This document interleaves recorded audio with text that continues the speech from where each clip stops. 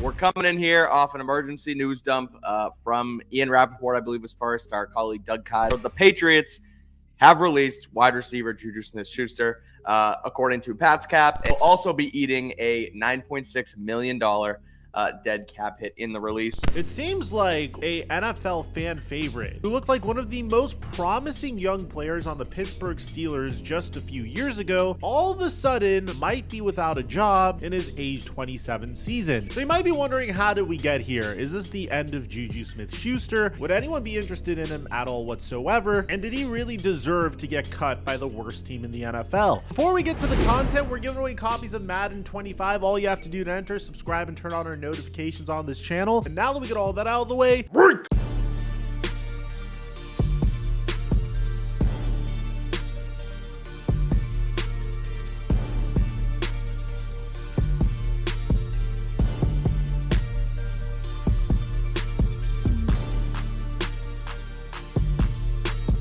Mic check 1 2 1 2. What's going on, everybody? In regards to Juju Smith Schuster, you're either an individual that absolutely loves him or can't stand him. When he entered the NFL, I couldn't stand this guy, but that's because I went to UCLA and this man graduated from USC. But in regards to his personality and what he brought to the football field, I had nothing but respect for the young man. In his rookie season, he set the NFL on fire with nearly 1,000 receiving yards and only 7 games started. The 2017 Pittsburgh Steelers wide receiver room was one of the deepest wide receiver rooms we've ever seen in NFL history, featuring the likes of Antonio Brown, Martavis Bryant, and Juju Smith Schuster. Juju helped the Pittsburgh Steelers earn a first-round bye with a 13-3 record, and although they would end up losing to the Jacksonville Jaguars in the divisional round that year, things were really looking up for Juju Smith Schuster's NFL career. On top of this, Juju was one of the first NFL players to leverage his publicity as a rising star in the NFL to create a social media persona for himself. He liked doing live streams on Twitch and playing Fortnite with Ninja, for instance, during the peak of Fortnite's popularity in 2018. But this never got in the way of what he was trying to achieve on the football field. So much so that in the 2018 season, the Pittsburgh Steelers decided to trade Martavis Bryant to the Oakland Raiders. And Juju Smith Schuster had his most dominant season to date. A career high in receptions, 111 receptions in 13 games started for over 1,400 receiving yards and 7 touchdowns. Juju Smith Schuster looked like the future for the Pittsburgh Steelers at the wide receiver position. He was voted MVP by his teammates for the 2018 season. Him and Antonio Brown made for the best wide receiver tandem in the entire NFL, and he was ranked 47th in the NFL's top 100 players of 2019. And this would essentially be the peak of Juju Smith Schuster, because from this point on, things would go horribly wrong for the Pittsburgh Steelers. Le'Veon Bell would move on from the Pittsburgh Steelers following that magical 2018 season. And although he held out during that entire 2018 season, that was a very difficult blow. But on top of that, Antonio Brown's rift with Ben Roethlisberger caused the Pittsburgh Steelers to have no choice but to trade him to the Oakland Raiders, in a trade that the Steelers were memed for mercilessly, only getting a 3rd-round pick and a 5th-round pick in return. But this also meant that Juju Smith Schuster was officially the guy for the Pittsburgh Steelers in 2019. And the Steelers weren't going to leave him out to dry. They drafted Deontay Johnson in the 3rd round of the NFL draft, and we're hoping that this would be enough for the Pittsburgh Steelers to make some noise during the 2019 season. Unfortunately, that really wouldn't come to be. Juju Smith Schuster wasn't nearly as good as he was in 2018. Juju would get injured on week 11 of that season, and it would result in his worst season for the Steelers to date. Steelers would finish with an 8-8 record before getting Juju Smith Schuster's most infamous partner of his career during the 2020 offseason. In the 2nd round of the NFL draft, the Pittsburgh Steelers got an absolute steal, drafting Chase Claypool from Notre Dame. Like Juju Smith Schuster, Chase Claypool right away looked like a superstar at the wide receiver position in his rookie season. The man was 6'4" and 238 pounds, earning the nickname Maple Megatron, and rightfully rightfully so. He had 9 touchdowns in his first season, and it seemed like Juju Smith Schuster and Chase Claypool would be the future of the Pittsburgh Steelers for years to come. The Steelers would go on a 12-game win streak to start the season, but things would come to a screeching halt in December. And following some of the wins, Juju Smith Schuster got into some controversy for consistently dancing on the logos of the opposing teams that he would face off against, including the Buffalo Bills and the Cincinnati Bengals, and a lot of people didn't like this. I mean, Von Bell laid a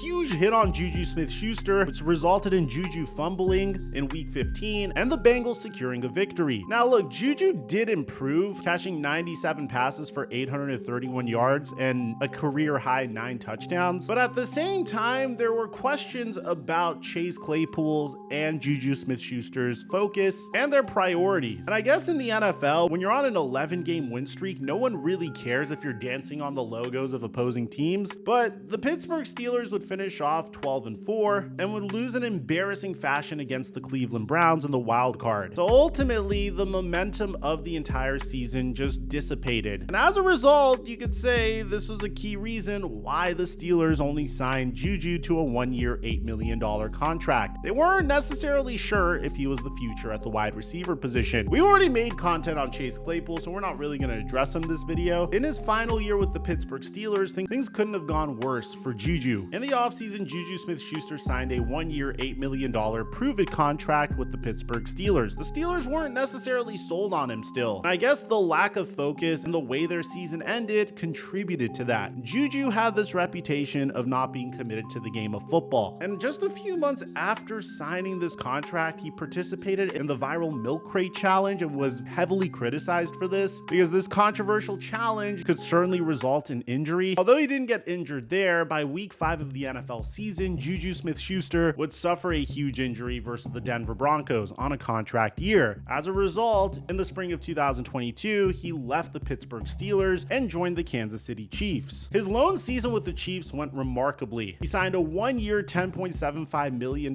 contract with the Chiefs, came down with 3 touchdowns, almost 1,000 yards receiving, and won a Super Bowl. Having experienced his first bit of team success while also showing the entire world that he was capable of being the top wide receiver on a Super Bowl winning team, Juju Smith Schuster leveraged this opportunity to sign a longer-term contract for more stability, going over to the New England Patriots to play for one of the most prestigious head coaches of all time and to help an up-and-coming quarterback in Mac Jones. But unfortunately, this proved to be a horrific mistake for Juju Smith Schuster. During the 2023 season, the New England Patriots were a mess. Juju Smith Schuster struggled to separate against any defense, and it wasn't just Juju himself. Mike Gesicki and Devontae Parker also struggled with creating separation, which made things incredibly difficult for third-year quarterback Mac Jones. People didn't really know who to blame. Do you blame Bill Belichick for the way he ran his offense? Do you blame Bill Belichick for being too hard-headed and not making any adjustments to the team? Do you blame Bill O'Brien for his offense just not working with this team either? Or do you blame the talent and the personnel? Do you blame Juju Smith Schuster, Mike Gesicki, and Devontae Parker for not being able to create separation? Do you blame Mac Jones for just looking lost out there? Either way, as a result of this horrific season, the New England Patriots parted ways with every single person I just mentioned. At first, it was just Devontae Parker and Mike Gesicki, in addition to Bill Belichick and obviously Bill O'Brien. Mac Jones would also get traded during the offseason as well, but Juju Smith Schuster still remained. But throughout training camp, there are reports that Juju Smith Schuster was having trouble creating separation early in Patriots camp. The problem is, if you cut Juju Smith Schuster, you'd have to eat $12 million in dead cap. But I don't think that's something that the Patriots really cared about, because eventually the New England Patriots would announce that they were going to part ways with Juju Smith Schuster on Friday. Immediately, I tried to find highlights of Juju in a Patriots jersey, and a lot of it was fairly telling. I mean, the biggest play of his Patriots career was on an underthrown pass from Bailey Zappi. Needless to say, it was a very difficult season for Juju Smith Schuster on the Patriots, and this resulted in a lot of people discussing how far that this man truly fell off. At age 24, Juju Smith Schuster ran the most routes in the NFL, caught the 9th most receptions, and scored the 10th most receiving TDs. At age 27, he got cut from a team that desperately needed wide receiver help. Throughout the entire offseason, you were hearing how the New England Patriots were targeting Brandon Ayuk to be their wide receiver 1. But even then, they still needed help in that wide receiver room. Sure, you're hearing good things from Javon Baker in training camp, but he's their 4th round pick. And for all you know, he could break out this year the same way Tank Dell broke out for the Texans last year. But when you take a look at the Patriots depth chart, especially at the wide receiver position, they have Kendrick Bourne, Demario Douglas, KJ Osborne, Javon Baker, and Jalen Reagor. This is without a doubt the worst wide receiver core in the entire NFL. And that's nothing against any of the players that I mentioned, because Demario Douglas had some good games for the Patriots last year before sustaining an injury. But this is definitely not a scenario that you want to place the number 3 overall pick, Drake May, in. But this video isn't a Patriots video, it's a Juju Smith Schuster video, which is leading us to question, what is Juju's future gonna look like? Well, at this point, Juju Smith Schuster isn't really placed in a good situation to succeed. The NFL season starts in about 3 weeks from now. At this point, wide receivers have an idea of how installs work and how play calls are gonna work for their quarterbacks. So to join a new team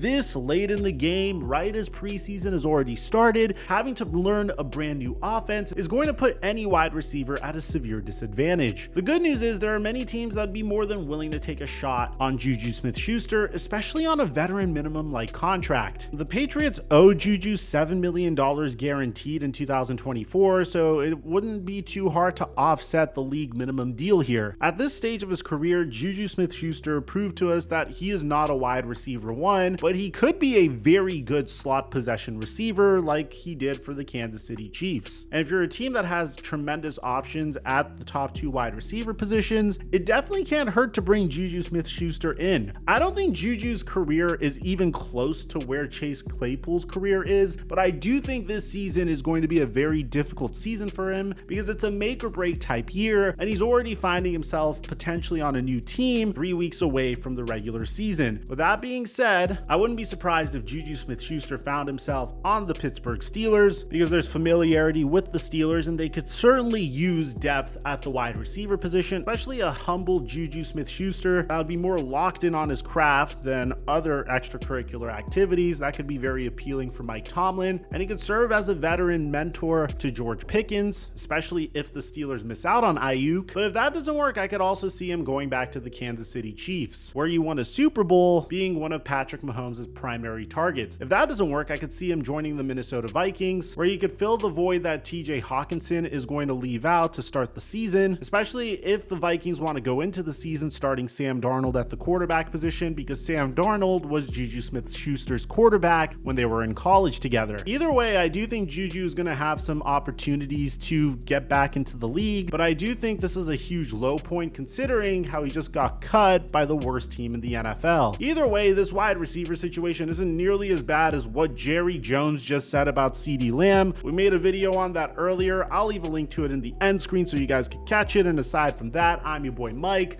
I'm dropping our mic until our next upload.